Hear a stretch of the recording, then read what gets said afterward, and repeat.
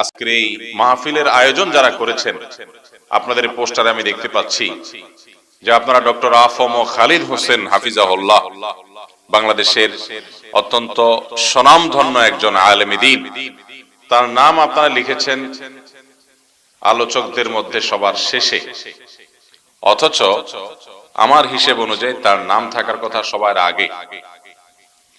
যদিও আয়োজকদের এক দুজনের সাথে আমার কথা হয়েছে, তাদেরকে আমি বলেছি মৌখিকভাবে বিষয়টা, কিন্তু সবাইকে তো আর পাই নাই, তারপরে বিষয়টা ক্লিয়ার করা দরকার। আমাদের দেশে ওয়াজ মাহফিল গুলোতে কিছু ভুল, কিছু বিচ্যুতি, কিছু ত্রুটি আছে।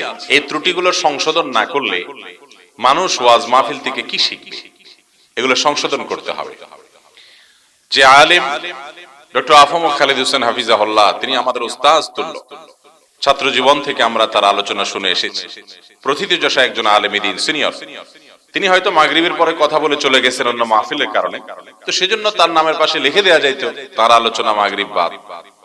কিন্তু এই সিনিয়র জুনিয়রের যে ব্যাপার, সেই ব্যাপারটা আমাদের মাথায় রাখা উচিত।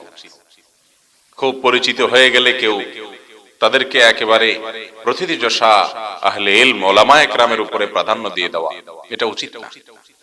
কর্তৃপক্ষ এগুলো খেয়াল করবেন। অনেক সময় দেখা যায় বক্তাদের নাম ঘোষণার সময় এত টাইটেল, এত পদবি বলা হয়, এগুলো দৃষ্টিকটু।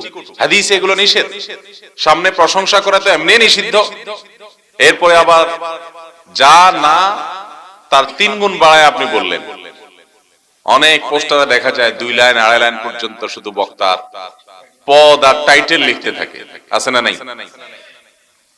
আর যে বেচারা ঘোষক নামের ঘোষণা দেয়, উনি তো মাইক পাইছে আর পাবে, বক্তার প্রশংসা করতে করতে করতে করতে করতে তারে আকাশের উপরে উঠায় দেয়। ওয়াজ মাহফিল থেকে মানুষ শিখবে সঠিক কোনটা আর বেঠিক কোনটা। সেই মাহফিলের মঞ্চেই যদি বেঠিক কাজ হয়, তাহলে মানুষ শিখবে কোত্থেকে? এই জন্য আল্লাহর ওয়াস্তে ওয়াজ মাহফিলের আয়োজন যে সমস্ত ভাইরা করেন, আপনারা এগুলো খেয়াল রাখবেন। কোন বক্তার নামের আগে পরে অত্যুক্তি এবং বাড়াবাড়িমূলক কোন শব্দ ব্যবহার করবেন, এগুলো দৃষ্টিকটু, এগুলো হাদিসে নিষেধ, এগুলো মুদাহানার মধ্যে পড়ে, এগুলো মানুষের অবৈধ এবং নিষিদ্ধ প্রশংসার মধ্যে পড়ে। আর এমন এমন শব্দ বলে, আলেম কুলের শিরোমণি, আলেম কুলের শিরোমণি, হ্যাঁ, কামেলে মোকাম্মল, এই শব্দগুলো কোন অবস্থাতেই শরঈ মানদণ্ডে ব্যবহার করা যায় না।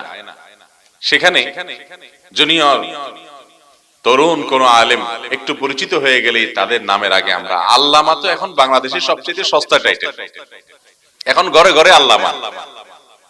অথচ আল্লামা বলে কাকে? এলেমের মহাসমুদ্র, অনেক বড় আলেম, এরকম আলেম দেশের মধ্যে বাছা 2-4 জন আছে। এইরকম পর্যায়ের কোরআন এবং হাদিস সম্পর্কে অগাধ নলেজ, যার ইলমের গভীরতা খুঁজে পাওয়া কঠিন হয় সাধারণ মানুষের জন্য, সাধারণ আলেমদের জন্য, এই মাপের মানুষকে আল্লামা বলা যায়, মহাজ্ঞানী অনেক আলেম। এখন সুন্দর করে সুদ দিয়ে ওয়াজ করতে পারলে, বড় বক্তা হইতে পারলে, পরিচিত মানুষ হইতে পারলেই তার নামে শুরুতে আল্লামা লাগায়। তো মাহফিল কর্তৃপক্ষের এগুলো দায়িত্বের মধ্যে পড়ে, তারা এগুলো করবেন না আল্লাহর রাস্তায়। মনে থাকবে তো ইনশাআল্লাহ। আল্লাহ তাআলা আমাদেরকে আমল করার তৌফিক দান করুন।